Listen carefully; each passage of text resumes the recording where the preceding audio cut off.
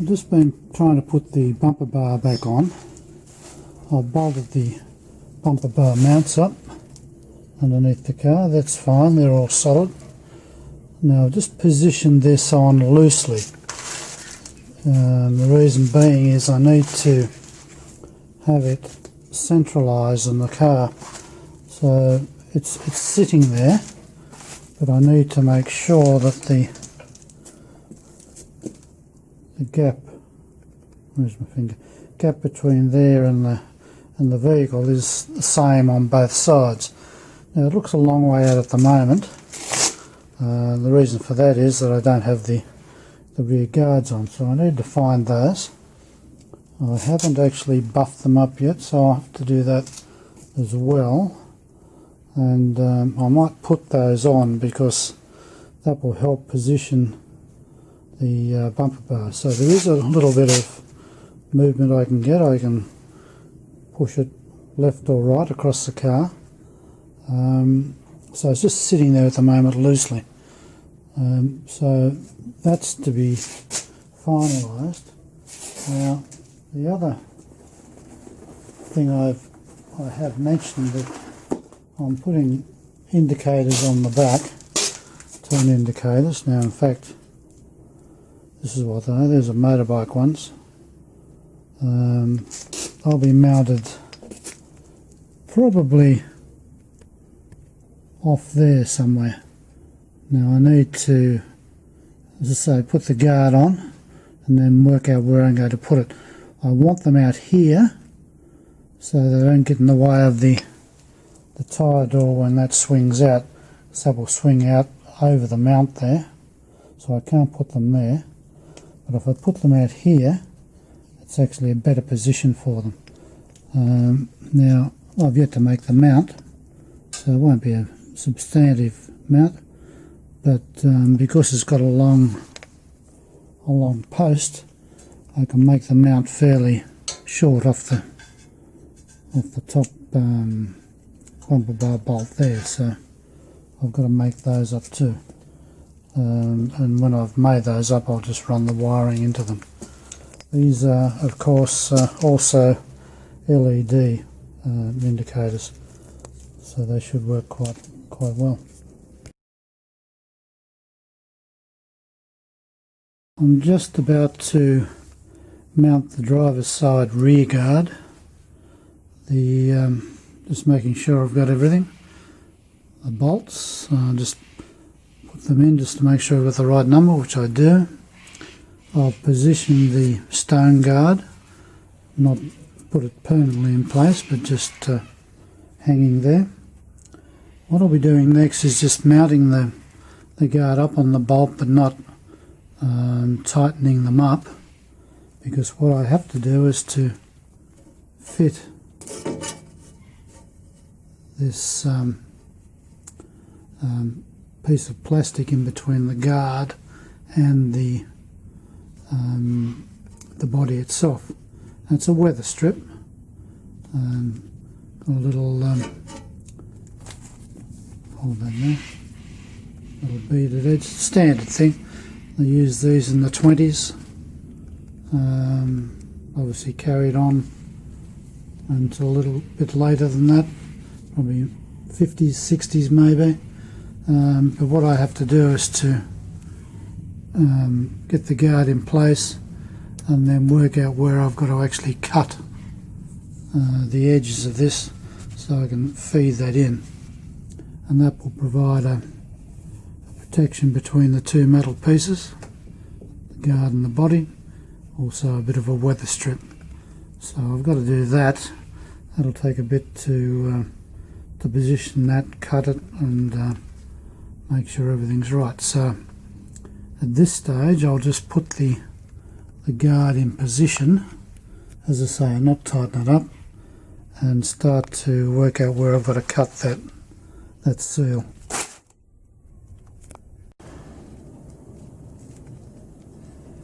I'm just fitting the sealing strip in between the guard and the body. Now what I've done first of all is to loosely bolt it up. All the bolts are in place. Now I've actually started at the front because that's the tightest curve, and I've gradually put the seal in from that end. Now what I do is to, I'll just show you here where it's not bolted up. I push the seal in and take the bolt out initially, and then with another hand I push this up to mark where that bolt hole is. Once that's done, I take it out. I cut a section out to cover where the hole is, and then I push it back in. Now, a bit hard working one-handed, so that pushes in, and I just make sure that it's cut enough so that's fitting right in and not standing out. Then I go down to the next one. Now I've done the next one. The next one is there, that one's done, and I've also just finished doing this one down here.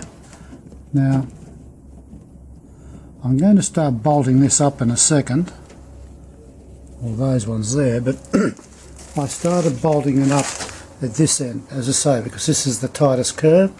Now they're bolted up and they're actually in position, so I've bolted it up to about here.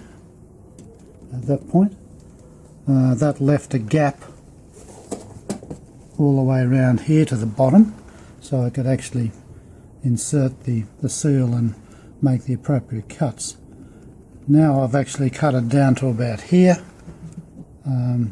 I'll tighten the bolts up around here a bit so I can lift this guard up a bit more because it's sitting down too far.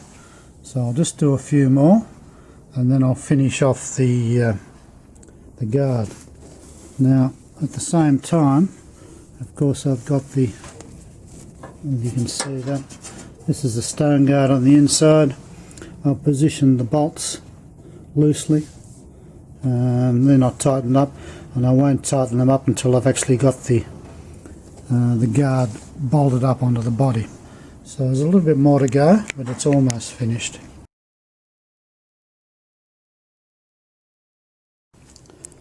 I've now got both rear guards mounted up. Seals are in place, they fit quite nicely.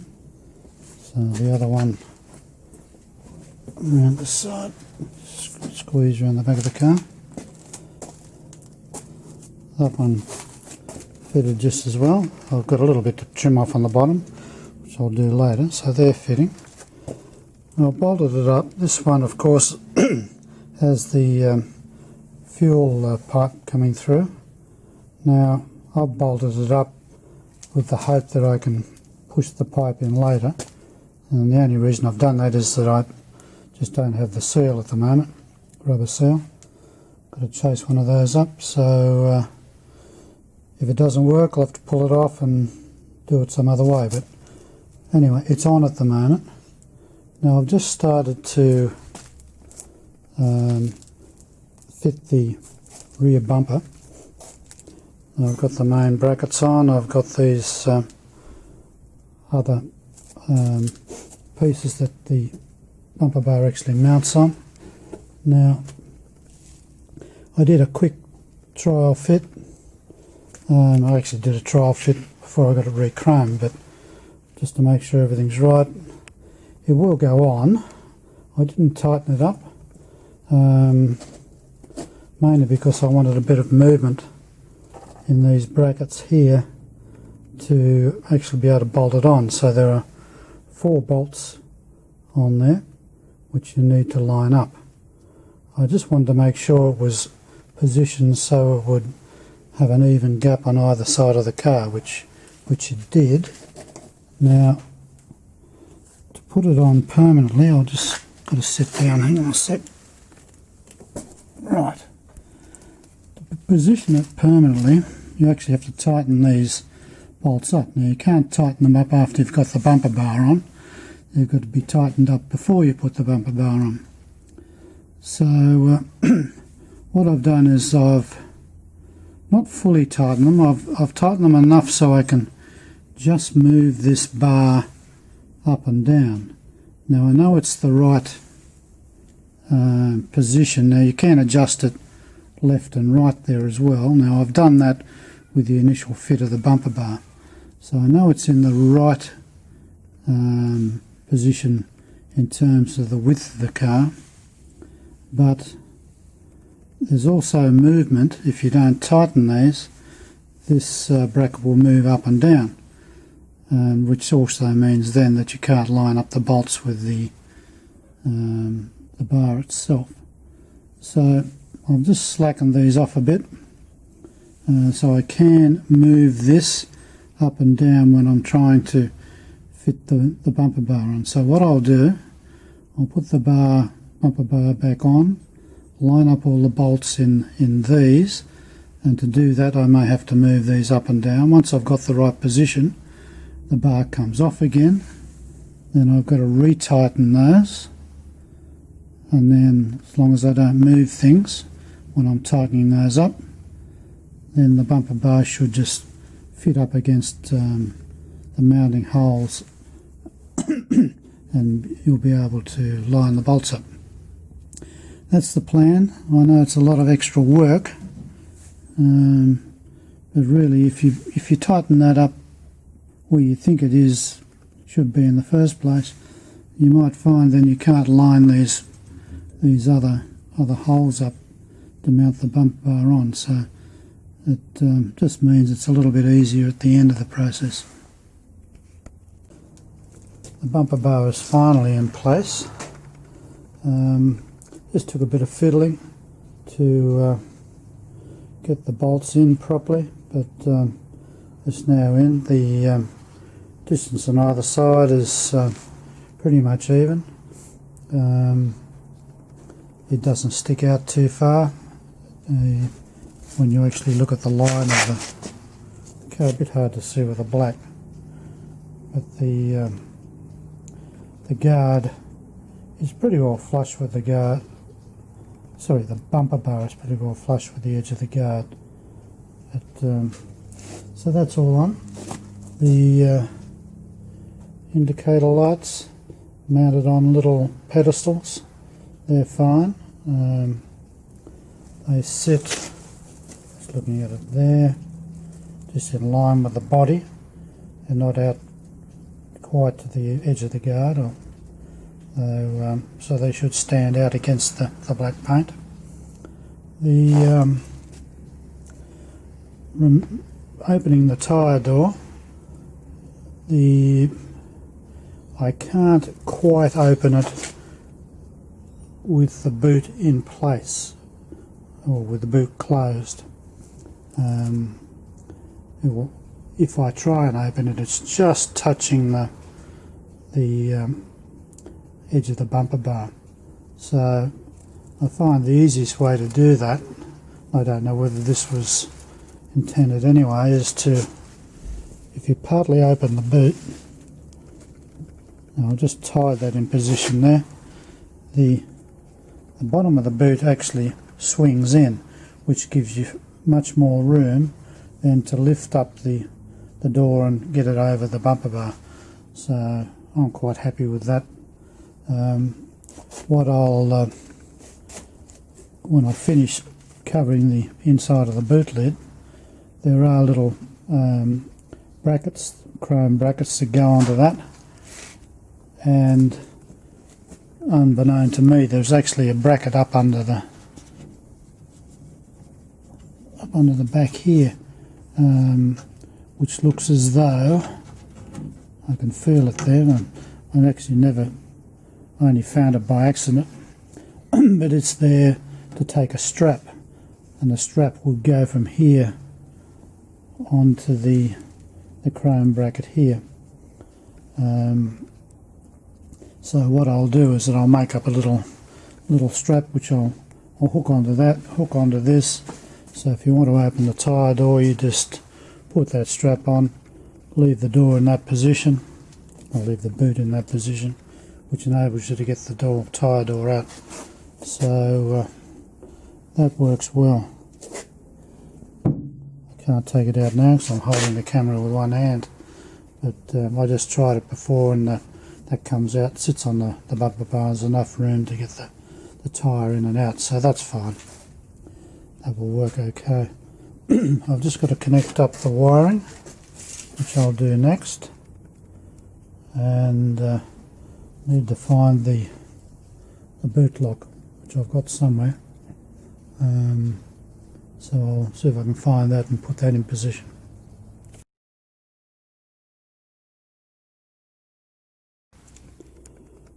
Now I've just spent a bit of time putting the seals in. The main boot lid seal,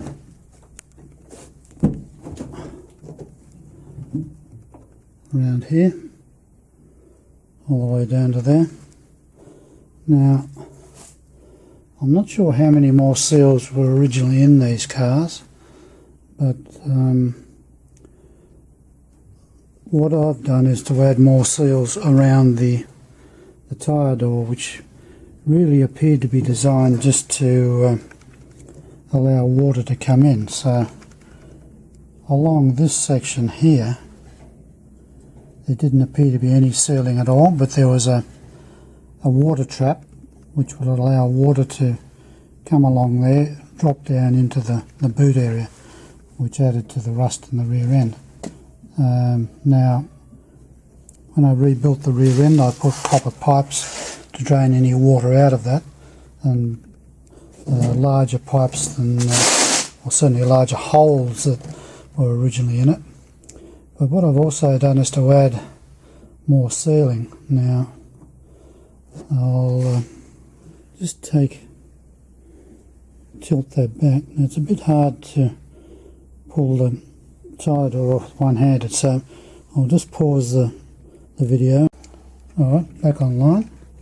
The seals continue down to the corner where the bracket comes out there, so there's no seal in there. There's a gap there, and there was a gap all the way along the rear at the bottom as well. So presumably the water would just run into the boot area and then drain out, or as I've said before, drain internally into the panels and rust them out. So what I've done is I've put a plate on the inside and then mounted a seal to that. Now, the type of seal I've added on that is that profile, and with the, just have a look, how have I done that, with the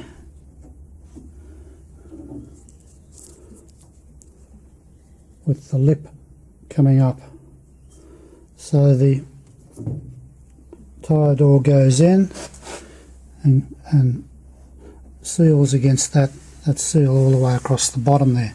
Now, if any water does get in, you've still got the drain holes, but it will keep at least 90% of it or more out. In addition to that, on the top of the door, as I said, there's a water trap that goes along there. There didn't appear to be any seal across here. Now, I've put the same sort of seal in there across on that tyre door. Now, that only seals when the boot is closed.